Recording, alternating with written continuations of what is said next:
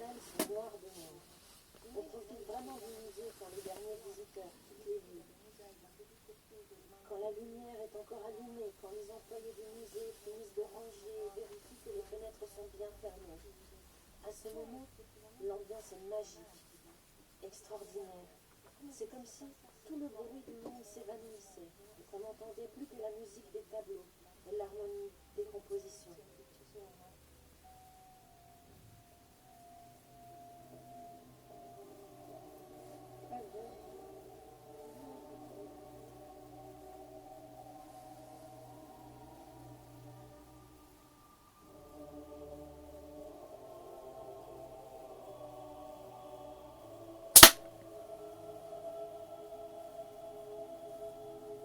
L'un des plus grands plaisirs de Stefania Pandolfi est d'entrer seule dans la chapelle Sixtine.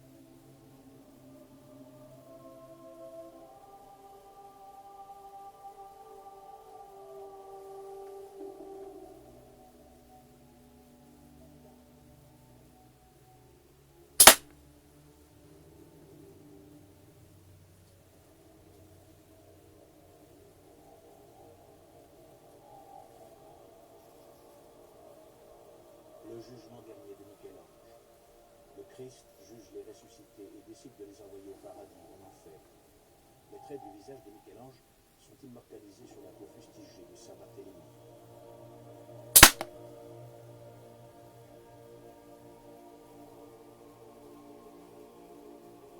Face au jugement dernier, on reste bouche bée. C'est au-delà de l'architecture ou du style. Il s'agit ici de l'homme, l'homme dans toute sa souffrance et son humanité.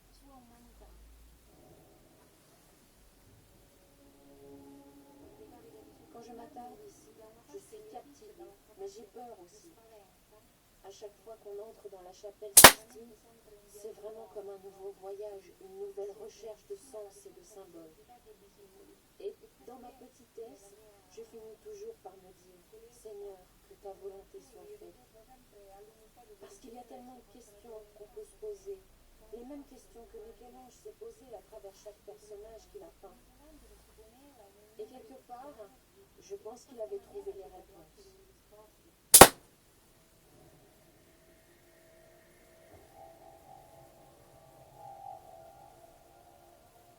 30 mètres au-dessus du sol, sur un échafaudage accroché à un côté de la basilique Saint-Pierre, le cardinal Comastri surveille les derniers projets des travaux de restauration. Comastri n'est pas seulement un des conseillers théologiques les plus proches du pape, il est aussi le responsable de la restauration de la basilique qui montre déjà un âge avancé. Elle a presque 500 ans. De célèbres artistes comme Michel-Ange ou Raphaël ont mis leur talent d'architecte à contribution pour la construction d'une des plus grandes églises au monde de l'époque. Aujourd'hui pourtant, le brouillard et la pollution générés par les 2,5 millions d'ouvertures de Rome font des ravages. L'architecte en chef du site montre au cardinal une gargouille en calcaire toute désintégrée.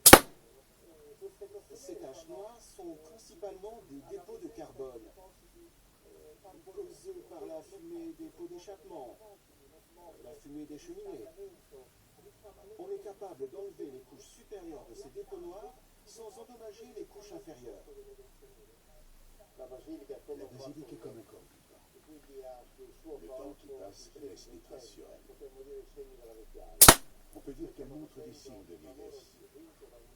On travaille pour la rajeunir sans trop cacher ses rides qui sont apparues au cours du temps.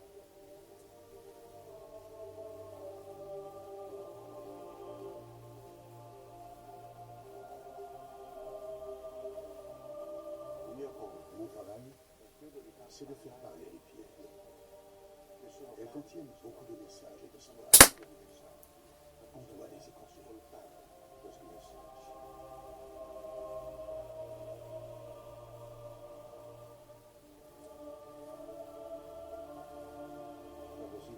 La basilique Saint-Pierre a été intentionnellement construite à grande échelle. Elle devait être grande pour accueillir le maximum de personnes souhaitant participer à la messe tenue par le Saint-Père. En fait, on pourrait décrire la basilique comme un cadre magnifique. Un cadre qui abrite les plus pauvres, les plus modestes, mais aussi l'endroit le plus précieux, La tombe de l'homme à qui Jésus a dit « Et moi, je te dis que tu es Pierre, et que sur cette pierre je bâtirai mon église, et que les portes du séjour des morts ne prévaudront point contre elle. »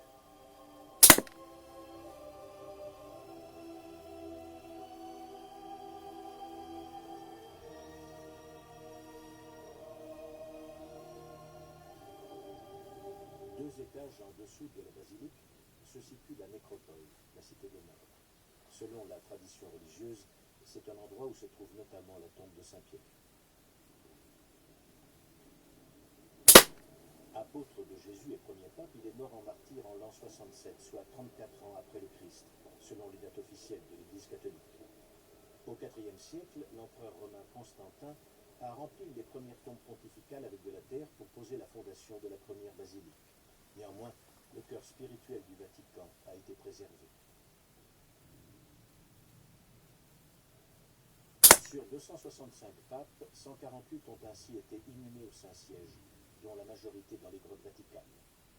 Il est peu aisé de visiter ces mausolées. Aujourd'hui encore, la nécropole ne reçoit la visite que de 250 visiteurs par jour, soit un nombre très restreint au regard des dizaines de milliers de touristes et pèlerins qui visitent quotidiennement la basilique Saint-Pierre. Quand je pénètre dans la tombe de l'apôtre Pierre, j'ai l'impression de traverser les siècles, de revenir à l'époque de l'empereur Néron. Je ressens comme une longue procession d'âmes qui vient vers moi et me murmure « Vois, 2000 ans ont passé ». Un microclimat artificiel est maintenu à l'intérieur de la nécropole afin qu'il y ait toujours une température et un taux d'humidité stable. Pour protéger ces tombes contre la décomposition, on y a installé des chambres de verre avec un système de ventilation unique. Un sas pneumatique électronique isole hermétiquement cet endroit sacré du monde extérieur. Malgré la beauté des sculptures et des fresques, les grottes vaticanes ont conservé leur vocation première de nécropole. Jean-Paul II est ainsi le dernier pape à avoir été inhumé dans ces lieux le 8 avril 2005. On s'approche doucement de l'endroit le plus sacré de la basilique Saint-Pierre, l'endroit où tout a commencé.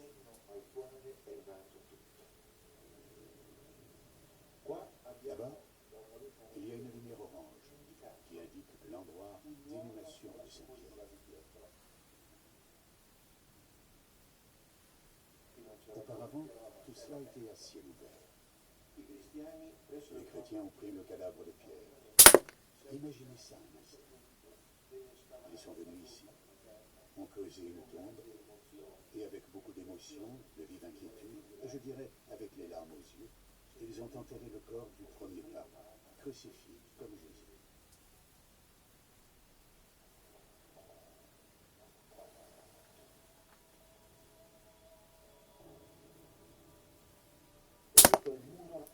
Ce mur a été découvert, et dessus on a trouvé l'inscription « Petros Emi ».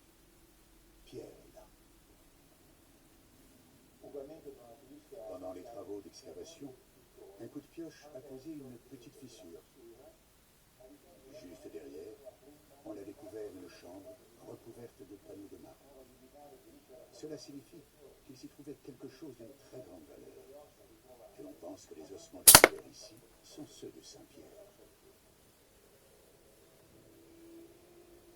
La datation au carbone 14 a déterminé que ces ossements appartiennent bien à un homme qui a vécu au 1er siècle. Cet homme de grande taille serait décédé à l'âge de 70 ans environ.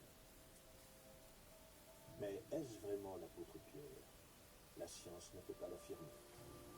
Quand je prie devant sa tombe, je me sens immensément à l'abri. J'ai l'impression de pouvoir sentir la présence de Jésus, son souffle, sa voix qui me dit « N'aie pas peur ».